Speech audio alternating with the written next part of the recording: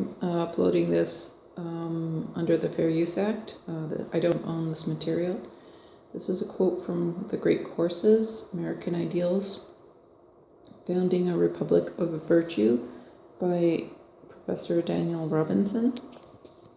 And it's a quick quote. Sorry for the bad lighting, but this is more about just the... You see, the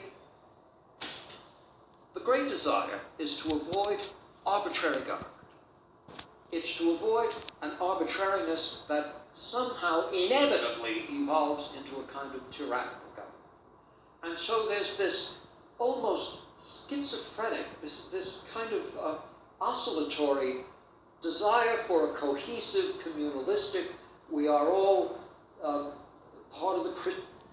What I can't seem to find the quote, but he was saying that in order for a law to be effective, it has to be a reasonable law that the public will be willing to succumb to, and and I know that sounds so obvious, but he put it in a really good way, and I just cannot find that in the quote, in the audio. I've listened to this maybe 4 times now, and I keep thinking maybe I missed it when I recorded it 3 other times.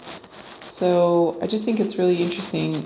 He's saying that we're trying to avoid, in the early founding days, if we were to believe our history, and the founders were trying to avoid arbitrary law. So where it's a tyrannical, crazy person saying everybody has to wear pink.